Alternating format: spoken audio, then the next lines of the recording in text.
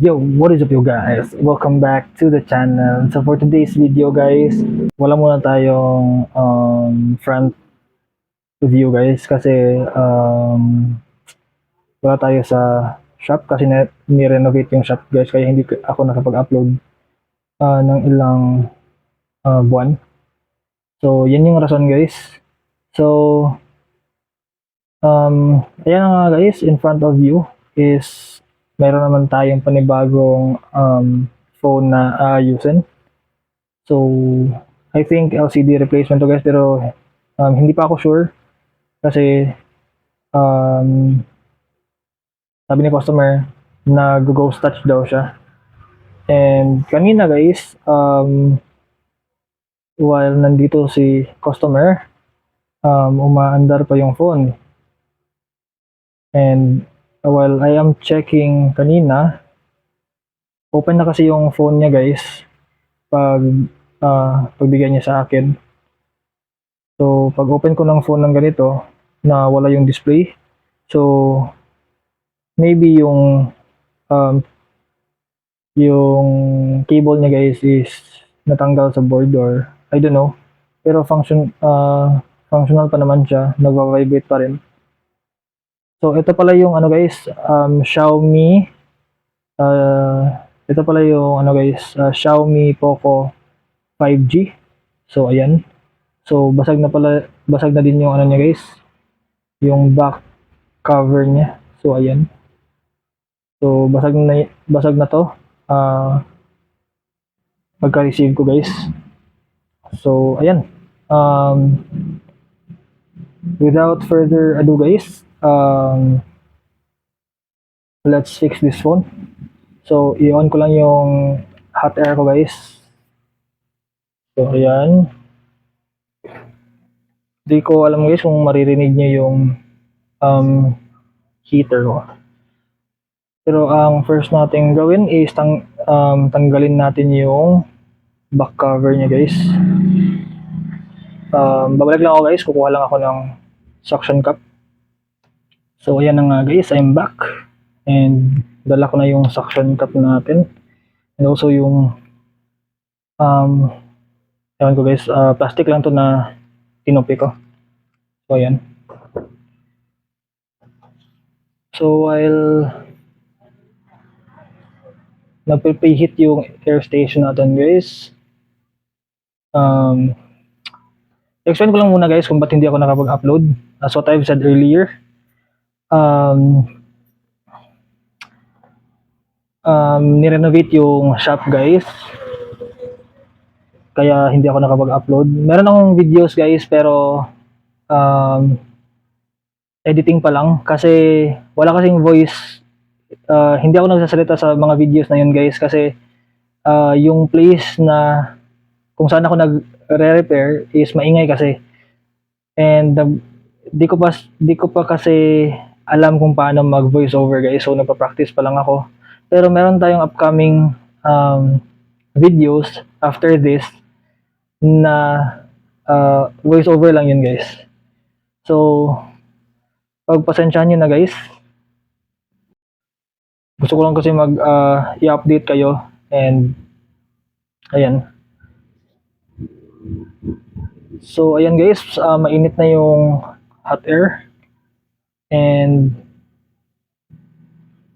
let us try to remove the backplate.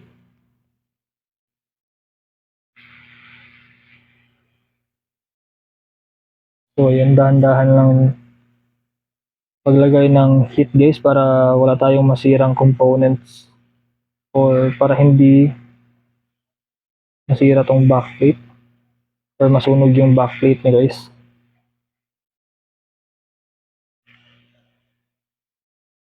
Dito tayo magsisimula sa taas guys kasi wala masyadong cracks. Medyo mahirap to guys kasi grabe yung pagkabasag niya.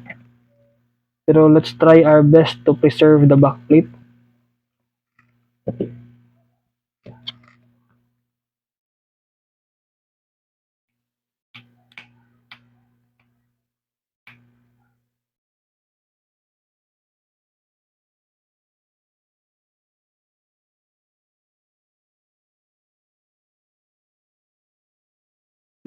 Ayan. So, nailagay na natin yung ano, plastic ano natin. Ayan, maglagay tayo nito. Maglagay tayo nito guys para hindi siya didikit ulit sa sa frame.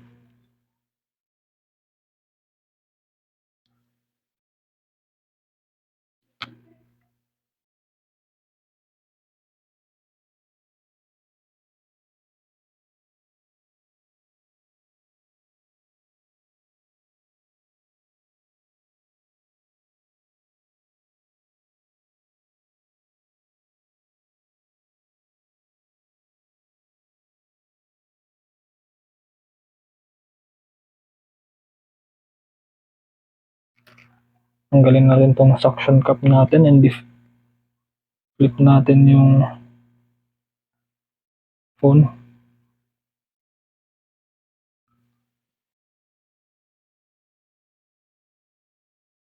Hindi na ako gagamit ng suction cup guys kasi madalin lang naman tong gagamit lang ako kung kailangan ko lang talaga. Pero so far, cuts like butter guys. Dahan-dahan ko lang siyang ginagawa kasi meron nga cracks.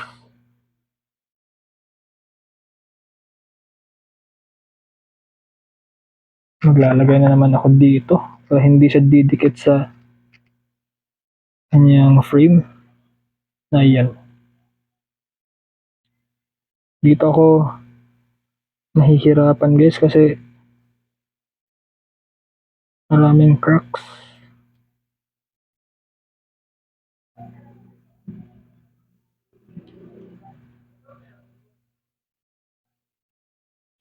Maglalagay na lang ako ng heat.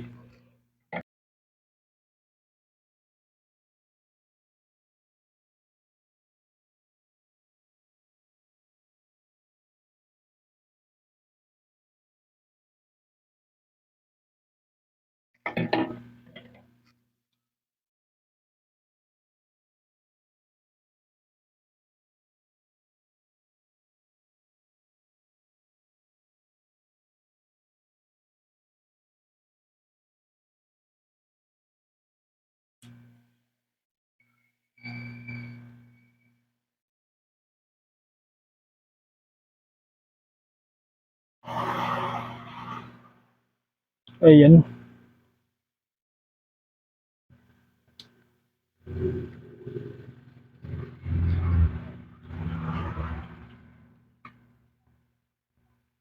Lalagay ko lang dito kasi dito yung mahirap na part. And ayaw ko siyang iusod didikit uli yung backplate sa frame niya dyan. Kasi mahirap talaga guys.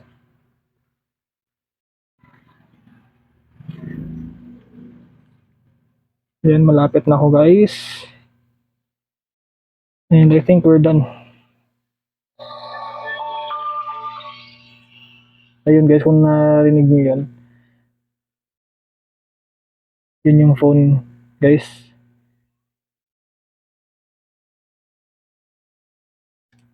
Ayan. By the way guys, bago ko ito tanggalin, babasahin muna natin yung sinulat ni customer. So ayan na nga guys, yun na yung sinulat ni customer. So yun yung issue. So ayan, so tatanggalin na natin tong backplate niya guys and dakuhan natin siya ng intact.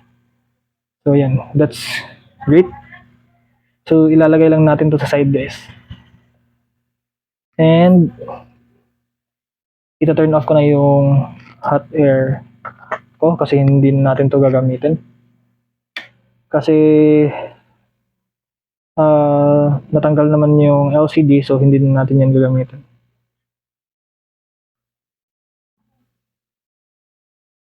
Okay. So sabi pala ni customer guys is hindi pa to siya na-repair. And yes, hindi pa nga siya na-repair kasi meron pa dito yung warranty sticker niya. So ayan na nga.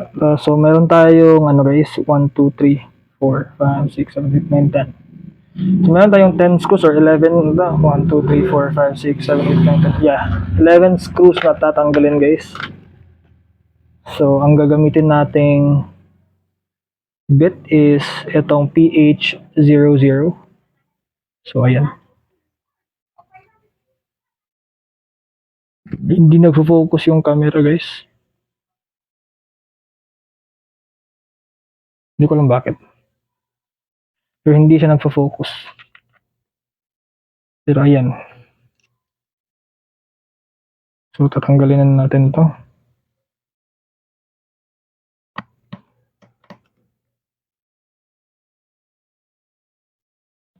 Ayan. Tanggal natin yung pinakauna. So ilalagay lang natin dito sa side.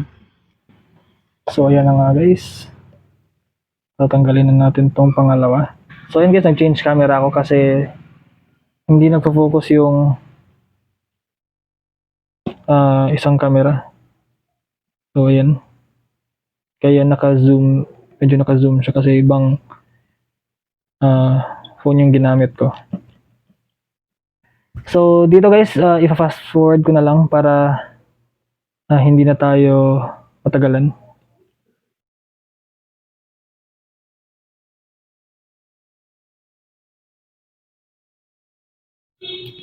So ito na yung last guys.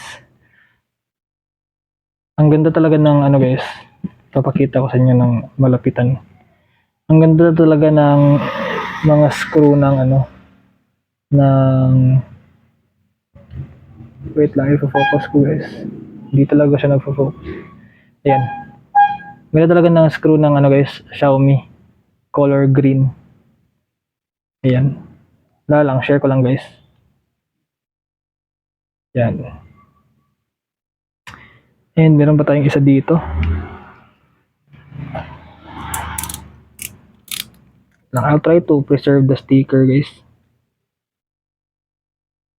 Wala lang, tip ko lang. Di ba? Yan lang guys. Lalagay lang natin dito sa side.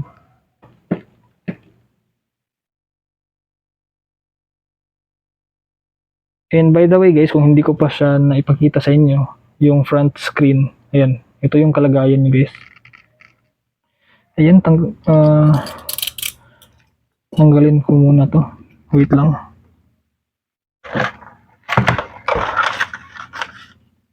Kunin ko muna yung plastic spudger ko guys. Hanapin ko lang muna and I'll be right back. So ayan guys, nahanap ko rin yung plastic tweezer ko at saka yung plastic spudger. And also guys, I am wearing anti-static bracelet. So hindi naman siya kailangan pero gusto ko lang. Gusto ko yung professional akong magtrabaho guys.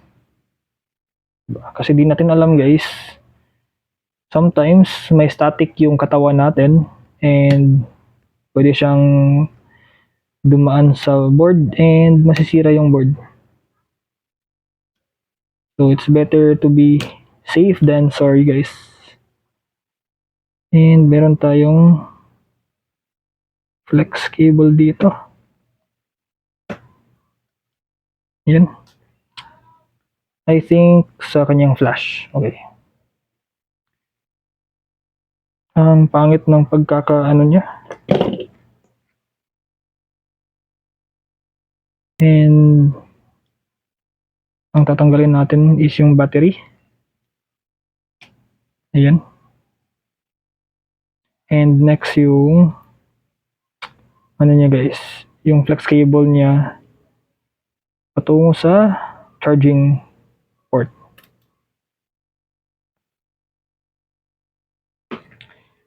And ang next nating tatanggalin is ito.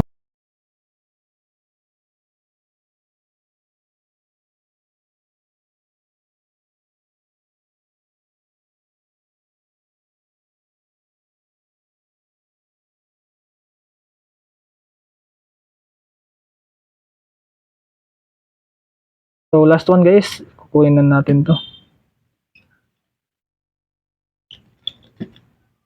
Ayan. Good. And kunin muna natin tong ano. Okay, hindi pala siya nakadikit.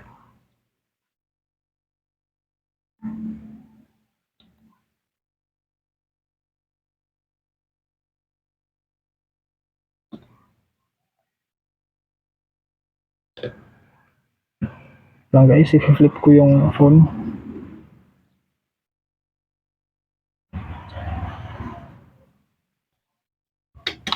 Ayan.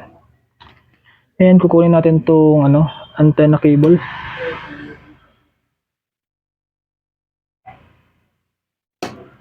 Ayan.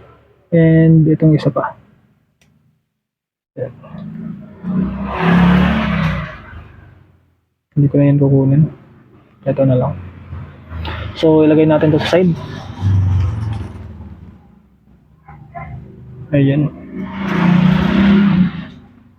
Dahan-dahan lang tayo itong flex cable guys kasi napakanipis.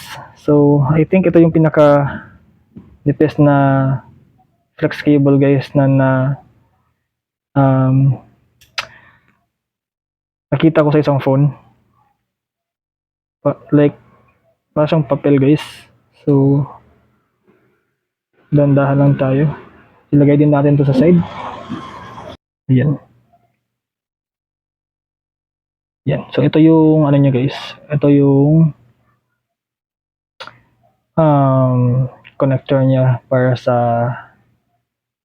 LCD. So tatanggalin na natin. Ayan.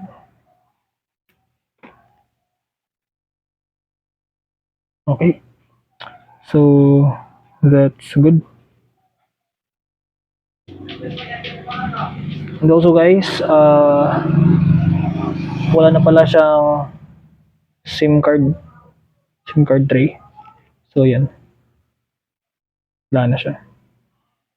So ito yung phone niya guys. Let's check kung ba't nasira siya.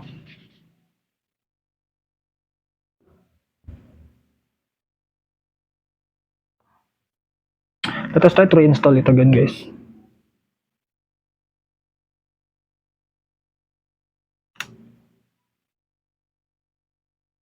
Kanina kasi gumagana pa siya kanina.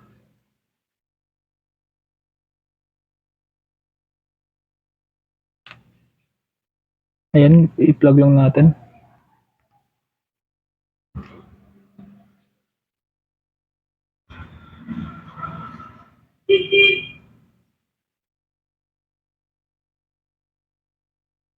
Ayan. And lastly, yung battery natin. Plug natin. And dikit natin yan. Ganyan lang guys. Okay. Let's try to boot the phone. Kung meron ba tayong display.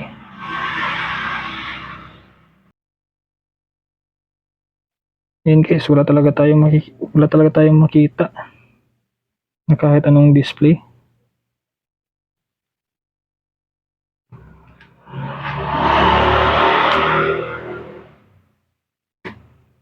Wait lang. May gagawin ako guys. Ipa-plug ko tong ano. Pagkatapos niyan is kukuha ako ng charger and mag-charge ako guys. So check natin.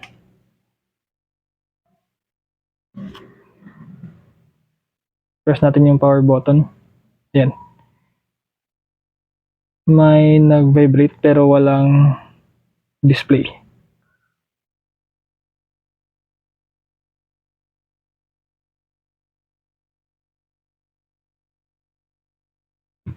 I think sira talaga yung ano niya guys, yung